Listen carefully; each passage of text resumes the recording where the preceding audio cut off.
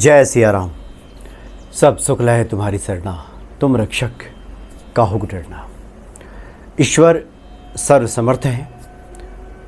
हम शास्त्रों में पढ़ते भी हैं, श्री रामचरितमानस में भी श्री हनुमान जी के बारे में लिखा है, कवन सो काज कठिन जग माही, जो नहीं होई तात तुम पाही। लेकिन व्यवहारिक जगत में कई बार हम इस बात को भूल जाते हैं और कई तरह के प्रश्न भी खड़े करना शुरू कर देते हैं हम कि प्रारब्ध है, कर्म फल है, संचित कर्म है, ये तो भोगना ही पड़ेगा। और दूसरी तरफ हम ईश्वर को सर्वसमर्थ भी बताते हैं। सर्वसमर्थ का मतलब है कि ईश्वर कुछ भी कर सकते हैं, ईश्वर को विशेषाधिकार प्राप्त है। तो क्या ईश्वर की शरण में जो व्यक्ति जाता है उसको इस विशेषाधिकार का लाभ मिल जाता है? क्या उसके सामने जो तकलीफ़ें हैं, कठिनाइयाँ हैं, वो दूर हो जाती हैं? इसका उत्तर है हाँ, बिल्कुल दूर हो जाती हैं। जिस अनुपात में हमारा विश्वास होता है उसी अनुपात में ये कठिनाइयाँ हमारे जीवन से दूर हो जाती हैं, क्योंकि सर्वसमर्थ ईश्वर के लिए कुछ भी मुश्किल नहीं है। नियम सिद्धांत अपनी जगह पे है, ठीक है। ये पूरी जो सृष्टि है, इसकी रचना नियम और सिद्धांत के तहत ही हुई है। ये पूरी सृष्टि सिद्धांततः चलती है, ये बात ठीक है। लेकिन हनुमान जी के भक्तों के लिए सब सुलभ है, सब संभव है।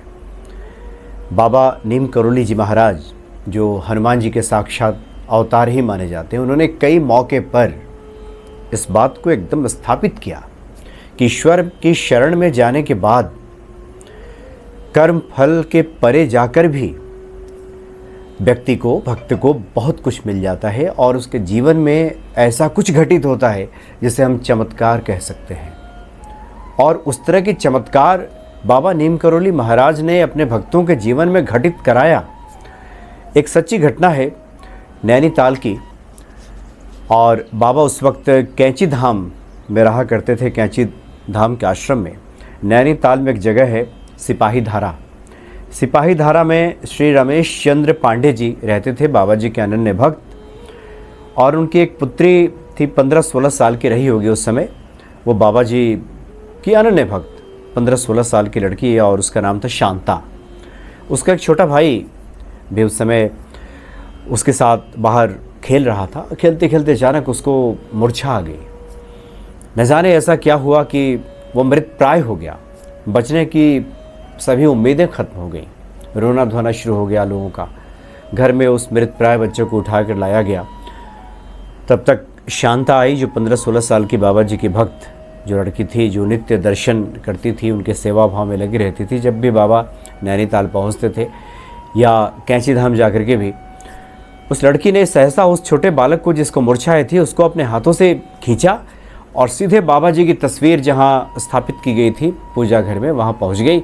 और महाराज जी, महाराज जी, महाराज जी, इस तरह से 3 बार उसने पुकारा। और इस भक्ति भाव से, इस विह्वलता से उसकी इतनी करुण पुकार थी कि उस मृत प्राय बच्चे के अंदर हलचल होनी शुरू हो गई और उसके प्राण लौट आए। घर में जो रोना धोना, चीखना चिल्लाना शुरू हो गया था, सब शांत हो गया। अगले दिन पूरा परिवार बाबा जी के दर्शन करने के लिए पहुंचा नैनीताल। बाबा जी ने उस लड़की से कहा कि तुमने 3 बार पुकारा था मुझे याद है पूरी तरह से। ये बात सुनते ही जो पूरा परिवार है बाबा जी के श्री चरणों पे गिर पड़ा। तो संतों के लिए, ईश्वर के लिए कुछ भी कठिन नहीं है। हमारा भाव, हमारा विश्वास अगर गहरा है तो जीवन में चमत्कार भी घटित होते हैं। कर्म का सिद्धांत है, सिद्धांततः ये जीवन चलता है, ये सब ठीक है। लेकिन ईश्वर के कृपा पात्रों के लिए सब संभव है, सब संभव है। सब यानी सब, कुछ भी हो सकता है। इसलिए सर्वसमर्थ जब हम ईश्वर को कहते हैं तो हमें इस बात पर पूर्ण भरोसा रखना चाहिए कि सर्वसमर्थ ईश्वर कुछ भी कर सकते हैं। वो हमारे जीवन में भी कुछ भी घटित करा सकते हैं। कर्म सिद्धांत के परे जाकर भी, कर्म के नियमों के परे जाकर भी कई इस तरह की घटनाएं हैं। एक बार की और बात है, बाबा जी उन दिनों इलाहाबाद में, जो अब प्रयाग है, तो गए थे वहाँ पे। कुछ दिन वहाँ प्रयाग में ठहरे थे और उसके बाद माँ विंध्यवासिनी के दर्शन के लिए पहुँचे। तो प्रयाग से ही गंगा बहती हुई जाती है विंध्याचल। माँ विंध्यवासिनी का उन्होंने दर्शन किया। कुछ भक्त उनके साथ थे। एक भक्त के माता पिता को पता चला कि बाबा जी हैं प्रयाग में और वो माँ विंध्यवासिनी के दर्शन करने के लिए भी जाते हैं, तो उनकी भी इच्छा हुई कि ये तो बड़ा ही अच्छा मौका है, बाबा जी का सानिध्य मिलेगा और जगत जननी माँ विंध्यवासिनी के दर्शन होंगे। ये सोच करके एक वृद्ध दंपत्ति जो एक भक्त के माता पिता थे वहाँ पहुँच गए प्रयाग। उसके बाद ये सब लोग चले। तो जब पहुँचे वहाँ विंध्याचल तो फिर गंगा स्नान करने की बारी आई। तो गंगा स्नान करने के लिए जो भक्त के वृद्ध पिता थे गंगा में उतर गए और उसके बाद गंगा की तेज़ धारा में बहने लगे। अब तो लगा कि जैसे ये धारा उनको बहा ले जाएगी, लेकिन तब तक पता नहीं कहाँ से एक व्यक्ति आया और कपड़े पहने ही वो कूद पड़ा। और उस वक्त बाबा जी वहाँ नहीं थे। इन लोगों के साथ जब ये लोग गंगा स्नान करने गए थे, बाबा जी उस वक्त इन लोगों के साथ नहीं थे। तो कपड़े पहने एक व्यक्ति आया और कूद पड़ा गंगा की धारा में और उनको बचा करके बाहर निकाला।